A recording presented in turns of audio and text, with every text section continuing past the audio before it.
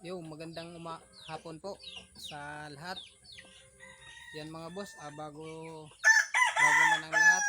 So, nandito po ako sa manukan ko at meron akong bibigay po sa inyo sa mga gustong laging panalong manok. So ayan mga boss, bago natin yan umpisan, paki-follow po ng ating Facebook at saka po sa YouTube ko po, pa-subscribe ng Boss Francis TV. So ayan mga boss, so kapapatok ako pa lang dahil galing ko ng trabaho. So ayan, naligo na ako. Ayan, press ko, diba? So ayan mga boss, una-una sa lahat na ibibigay ko sa inyo, kung gusto ninyo na bulto po ang ating manok, so napapatokan nyo po yung crack corn, tapos yung pilit po, tapos yung integra, saka po haluan nyo po siya ng concentrate. So yan mga boss, kung gusto nyo bulto ang inyong manok, so sa pagkukondisyon naman mga boss, so mamaya sasabing ko po sa inyo kung paano po magkondisyon ng manok ng tamang kondisyon po. So kasi mga boss, pag gusto mo talaga na ipapanalo mo yung manok mo, i-kondisyon nyo po ng ayos, hindi yung okay na yan, na yan, kondisyon naman yung manok mo, okay na, sabong na natin. So hindi po ganon mga boss, i-kondisyon po natin ng ayos yan.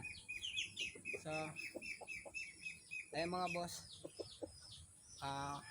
salamat kung naipalo mo na at ibibigay ko sa inyong na condition ay 21 days po yun. So lahat po ay naandun yung tamang gagawin pag nagko-condition, at kung gusto nyo po ay lagi pong mananalo ang inyong mga manok.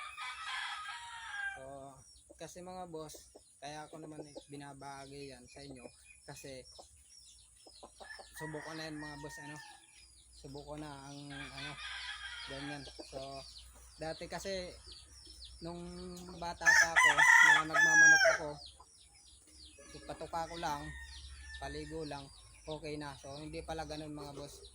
So tsaka sa pulutan, hindi tayo pwedeng magmadali mga boss. So pag nandun ka na sa derbe, hindi mo kailangan boss agad yung pagdating doon, iuulot mo agad yung manok mo. So yung manok mo, i-steam mo lang po, ipahinga mo lang po sa scrap. Saka po pag may lumapit, saka nyo na po yung manok nyo, baka gusto ng inyong manok. At saka isa pa mga boss, pag kayo po umaalaga ng manok, yung manok nyo po ay i-exercise nyo po. Yung example po ay lagi nyo po siyang tinitesting kung sa lahat ng kulay ng manok. Dahil mga boss, may manok na halimbawa talisay, tsaka po ay binabae. So yung talisay may na lumaban sa binabae, so hanapan nyo yung talisay ng makakalaban, boss. So hanapan nyo, halimbawa yung talisay mo mahina sa binabae, tapos yung talisay mo inilaban mo sa dalusape, so doon siya magaling. So yun yung kalabanin nyo boss sa derbe. Kasi pag inilaban nyo boss sa manok ninyo ay yung talagang mahina siya na lumaban, so yun mga boss yung ikatatalo ng manok nyo. So kaya nga mga boss, bago ang lahat, kung pupunta kayo ng derbe at mag-uulutan kayo, so alam nyo dapat yung yung kung saan magaling ng manok na lumaban. So ayan mga ka-idol, maraming salamat at yan, papalo na lang po at pa-subscribe. So ito, panoorin nyo na lang po ang 21 condition. Bye bye.